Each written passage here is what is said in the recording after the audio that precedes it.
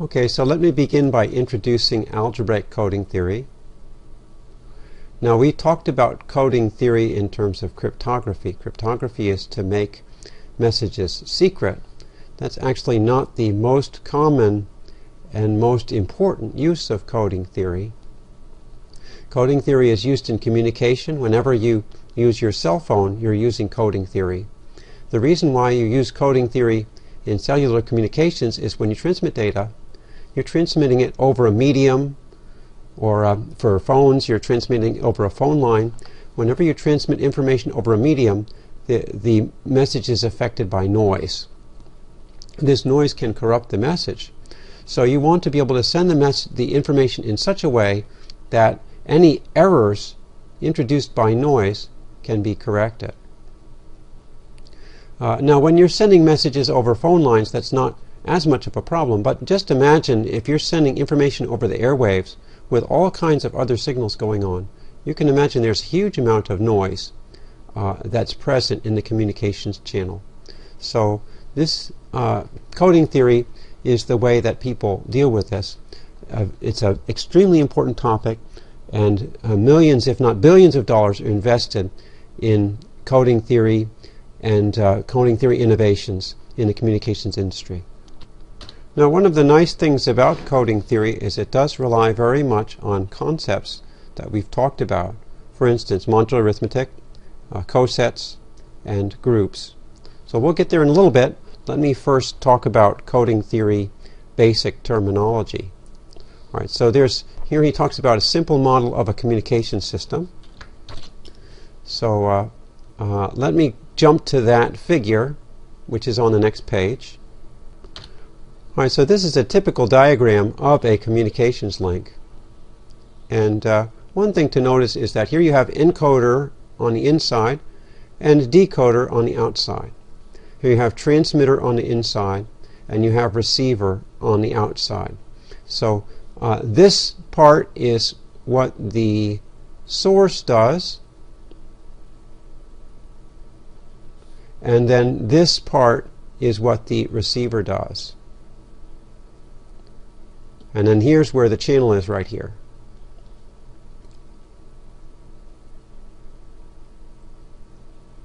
Okay, so the blocks in the source basically dress up the message, and then the blocks in the receiver undo the dressing up so that you recover the original message. Okay. Another thing to notice here is he has an m-digit message that's turned into an n-digit code word. Now, typically, the number of digits in the code word is going to be bigger than the number of digits in the message. The reason is you want to build in some redundancy. Some of the information that you're going to send is to help you correct errors that may be introduced when the noise affects the message. Okay, so the receiver, what the receiver receives is some kind of signal, some kind of electromagnetic oscillation usually, and from that signal it recovers the n-digit received word. Now, I'm not going to really talk about that process. I spent several years actually working on that portion of the communications link. What we're going to talk more about is the encoding and the decoding. Now, the decoding takes the n-digit code word, this is the code word, and it turns it into the original message. Okay, so here again, here you're jacking up the message, adding more information so to counteract the noise. Here you're stripping off that extra information to recover the original message. But those extra bits, those extra digits, are not wasted. Those are used to confirm the validity of the message and to even correct errors that might be introduced by the noise. Another important word here in this section is binary. Now, I mentioned that we're going to use modular arithmetic. In coding theory, the modulus is usually 2. We're going to be doing a lot with Z2. Now, Z2 is the set 0, 1. That's actually the basic unit of information when information is transmitted electronically. You've probably heard of a bit, A bit is 1 unit of information. A bit can either be 0 or 1. Okay, so that's what's actually sent over the airwaves are bits, sequences of bits. Now bits are also grouped into bytes. A byte is a sequence of 8 bits. And there's even more divisions, but byte is what's kind of the basic unit. You may have seen your hard drive is rated in gigabytes or GB. Okay, you have megabyte storage. You have megabytes per second on a channel, a communications channel. So a byte is 8 bits and measures the amount of information. Okay, we have an example here of a possible coding scheme. So remember, we're trying to code things in order to counteract the effects of noise that might introduce errors. Okay, so suppose let's take this sequence of bits. Either each one of these x's is equal to 0 or 1, so I can say xi is either equal to 0 or 1. So I shouldn't say equal here, it says xi is an element of 0, 1. All right, so this is the message that I want to send. Okay, n bits. All right. Now one way to try to counteract against errors is just simply say it 3 times. This is the child method, right? You say, clean your room, clean your room, clean your room. So if the child doesn't hear it the first time, they may hear it the second time or the third time. Okay, so with messages like this, you can actually apply it bit by bit. He gives an example here. Suppose the original message is 0110, and suppose, and here's what it will be transmitted. You transmitted that message 3 times. Now suppose the noise causes it to have a transmission error in the 5th digit. That means that this 5th digit here isn't received as 0. It's actually received as a 1. So what the receiver sees is 0110, 1110, 0110. So how do we decode this received code word? Well, we do majority rule. To see the first bit in the message, you look at the first bit here, which is 0, first bit here, which is 1, first bit here, which is 0. 2 of them are 0, 1 of them is 1. So most likely, it's the 1 that's wrong. And so 0 wins, and 0 is treated as the first bit in the decoded message. So then you go on to the second bit. Suppose this second bit was wrong. Suppose that second bit came as a 0. Remember, the bits can only be decoded as 1 or 0. The machine is that smart to know that it has to be either a 1 or a 0. So in the second bit, we'd have 1, 1, and 0. Majority rule says it's decoded as a 1. So you go through the 4 bits like this, and you do majority rule on each one of these bits, and you get a decoded message. Now notice that if there were 2 bits wrong in the same place, then it would be decoded wrongly. All right. Now there's always some possibility for error in decoding. If there's a lot of noise, then maybe all the digits might be wrong and you just get random garbage. So the more noise, the more likely it is to have that there's something wrong with the message. Okay, so you might think, well, this solves the problem. If we want to transmit a message without error, all we have to do is send it 3, 4, 5, 6, 7, 8 times. And if we send it 8 times, then most likely, and we do majority rule on 8 bits, then it would need to have 4 or more errors to be decoded wrongly. Well, that's fine. But the problem is it's expensive to transmit digits. There's something called bandwidth. Bandwidth is very, very expensive, hugely expensive, especially since bandwidth is limited.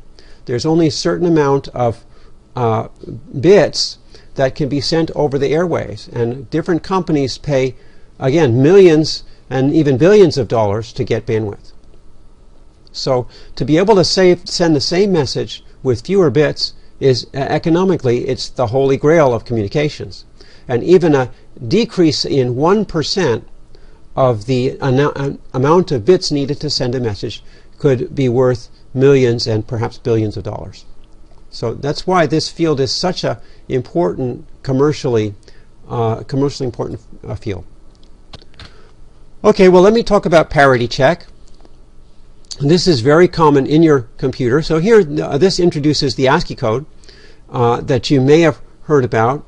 You know, every key on your typewriter, every letter, every symbol that you type into the computer has a code. There are 128 basic symbols, so there's 128 ASCII characters. 128 is 2 to the 7th. All right. This could be represented by 7 digits, or 7 bits, 7 binary digits. No, but it turns out ASCII code has 8 digits. For instance, here A is 65. In binary, this 10 means binary, not base 10. Well, no, I'm sorry. I was wrong about that. This is A is 65 in base 10. If you convert 65 base 10 to base 2, what do you get? Well, just briefly, to convert to base 2, what you have to do is find out the powers of 2 that fit into 65. 65 is equal to, what's the largest power of 2? That's 64. Okay, and then what's the next, after you've taken out the 64, there's only one left. So that's 64 plus 0. 64 is 2 to the 6th. It's useful to remember your powers of 2, and that's plus 2 to the 0. All right, so the bits are numbered here from 0 up to 8. 0, 1, 2, 3, 4, 5, 6, 7, 8. The 0th bit is here, so this 1 corresponds to 2 to the 0. This 1 here corresponds to 2 to the 6th. The 2 to the 6th bit is in the 7th place because the 2 to the 0 bit is in the first place. Now notice there's this 1 bit hanging out in front. That's actually not needed for coding the characters because because you can already code them all using 7 bits. So what's the use of this last bit here? This last bit can actually be used for error checking. And the way that's done is as follows. Notice, for instance, this 65. 65, in the code for 65, there's 1, 2 ones. Okay, there's an even number of ones here.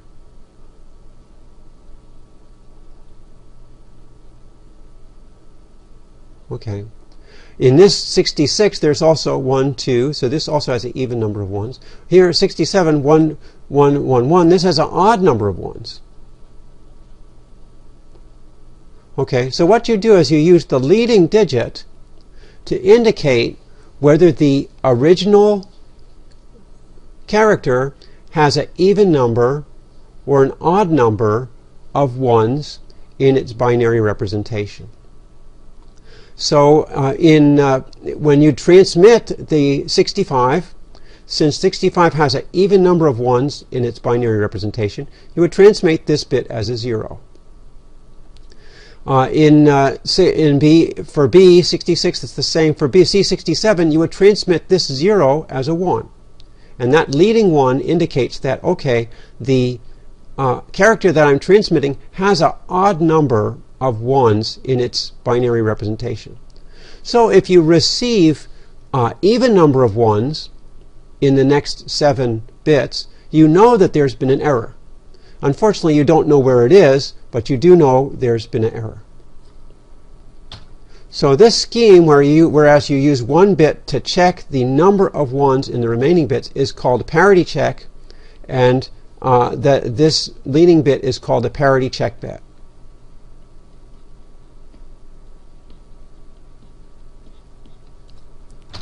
Okay, this paragraph outlines the advantages and disadvantages of parity check. Parity check is easy to implement, but you cannot detect multiple errors. Suppose you have 2 errors, then that won't be detected. You think about that and see why that's true. Second, you cannot correct errors. So this scheme is useful, but the usefulness is limited. Okay.